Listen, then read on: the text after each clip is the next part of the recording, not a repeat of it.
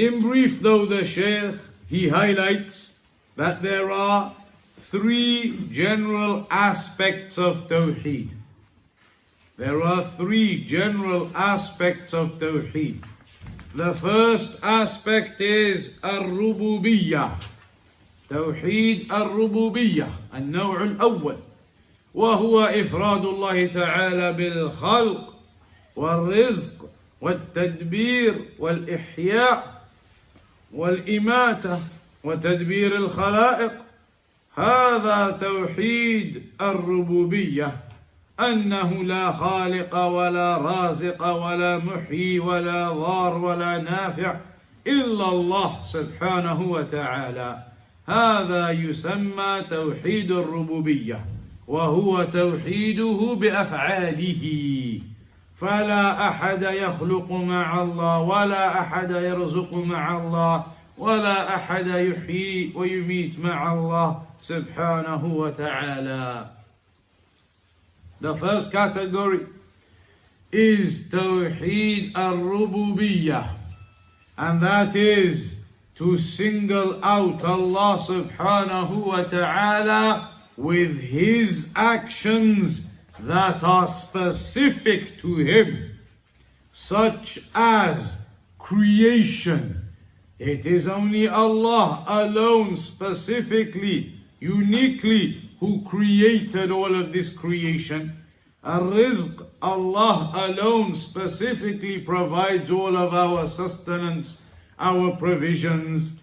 At-Tadbir, Allah alone controls all of the universe and what occurs within it. Al-Ihya wal-Imata, that Allah alone gives life and death, and that Allah alone is the one who controls the affairs of the creation, the decree. All of those are actions, examples of actions that are specific to Allah subhanahu wa ta'ala. Only Allah does them, nobody else. Tawheed al-Rububiyyah, therefore, is to acknowledge and single out Allah alone with those actions that are specific to Him, and not to associate others in claiming they do those actions. And so this aspect of Tawheed, هذا النوع من أقر به وحده لا يكون مسلما.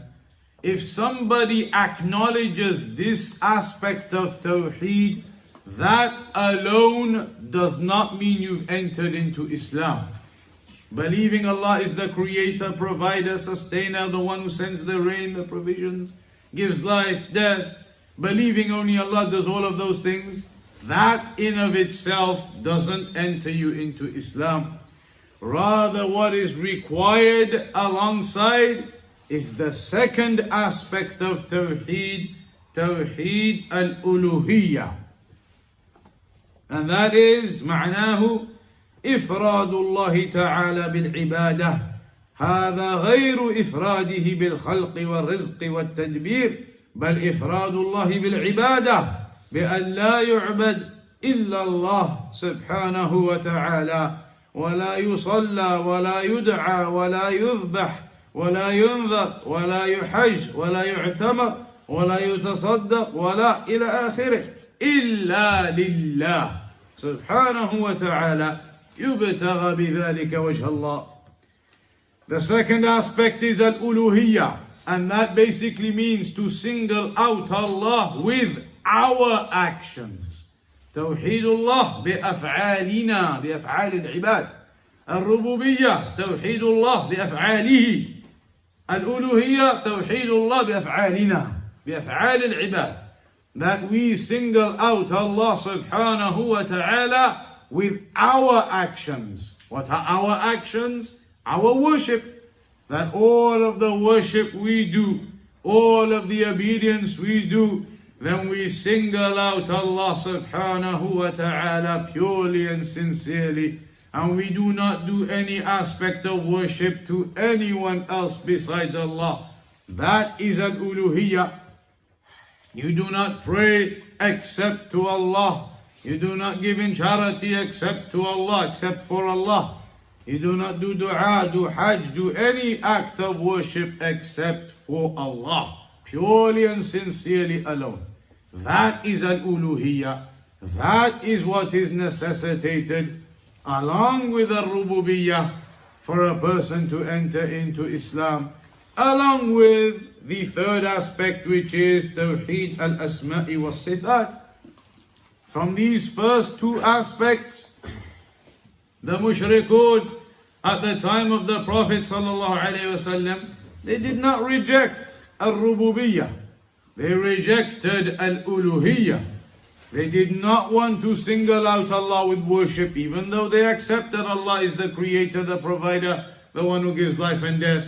They did not want to single Him out with their worship. So they failed upon Al-Uluhiyyah. Hence they did not enter into Islam, even if they acknowledged Ar-Rububiyyah. So the third aspect then is Tawheed al-Asma'i was-Sifat, and that is in relation to the beautiful names and attributes of Allah in their perfection of beauty. And we therefore affirm نثبت لله ما أثبته لنفسه أو أثبته له رسول الله صلى الله عليه وسلم من الأسماء والصفات من غير تحريف ولا تعطيل ومن غير تكييف ولا تمثيل على حد قوله تعالى ليس كمثله شيء وهو السميع البصير. So we affirm to Allah subhanahu wa ta'ala what Allah has affirmed for Himself, or what His Messenger has affirmed for Him, without tahrif, without distortion, and without ta'atil, without rejection, and without takyif, without description. We don't try and describe ourselves, the names and attributes of Allah.